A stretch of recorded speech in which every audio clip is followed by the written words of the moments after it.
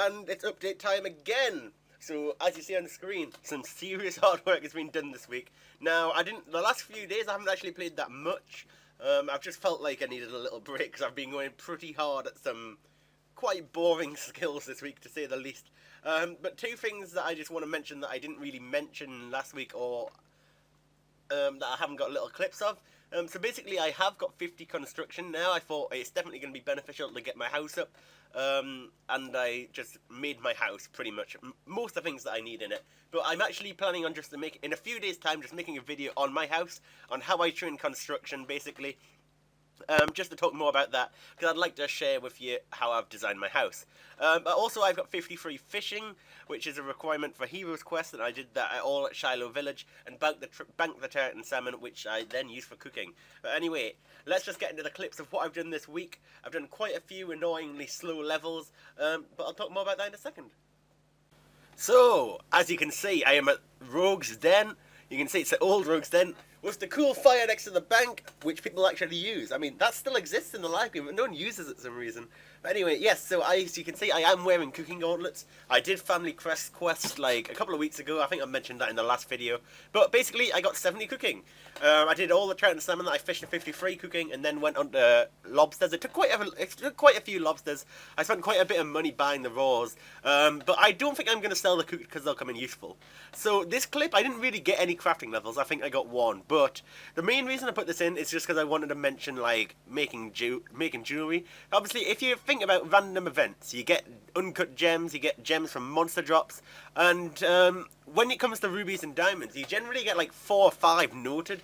So they do add up. I also bought some diamonds just because it is good crafting XP. I mean, it's reasonably cheap. It doesn't cost that much, and it's pretty damn quick. The only problem with this is to buy gems in bulk, it's not really possible. I mean, I stood in World 1 for quite a lengthy amount of time trying to buy all diamonds for a set price. I mean, I was buying for the best price, and I was getting trades quite constantly, but always it's just some person trading you like 1 or 2 diamonds, and it takes a while to get them. So basically, every so often I'll just craft all my gems into jewelry that I'll possibly use. Like I made the rings, the diamond rings, some of them into rings of life, but I'm not really going to use rings of life, so I alched most of them. And for rubies, I mainly made them into like rings of forging, and obviously I make rings of dueling and games necklaces. So now you can see I'm runecrafting in the abyss. Now, one thing to be careful about is PKs. Basically, PKs are everywhere while runecrafting in the abyss, so I just hop world. That's basically what you do. When you're running up to the abyss, if you see white dots, turn around. That's basically what you want to do. But the annoying thing is, like, I was so close to the level right now, and basically I was getting 50 runecrafting because that is a requirement for Devious Minds Quest. And so I go to record the last, like, 1k XP, so I see, first run, PKs. Get in here, DC at the DC there, but I actually survived, so I just cut to now where I nearly got the level. So as you can see, I actually teleport to my house.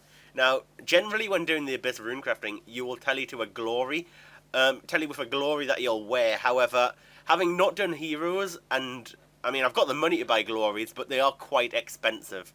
Now, I don't mind doing that, but having to charge them via selling normal glories and buying charge glories just isn't very good. So as you can see, 50 runecrafting right there. And there you go. You can say I'm not far from making law runes, but so I opened Devious Minds Quest, and you can see I've still got some requirements like 65 smithing.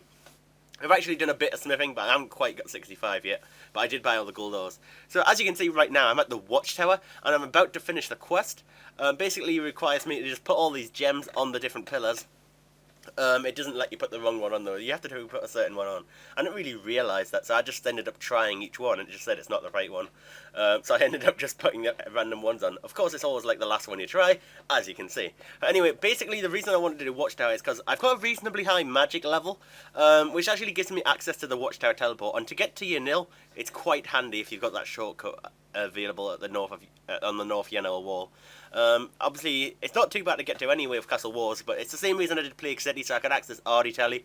I just wanted to be able to access this telly, and the same reason in the future I'm definitely going to head to do the Trollheim quest as well, so I can tell you to Trollheim. Not that that's helpful, but it gives you access to a herb patch, and since I like to do herb runs, which I still haven't really done many of, I need to get back into the swing of doing that, and so I can carry on training some more herblore, just because I like having a high herblore level. I don't really need to train it much more.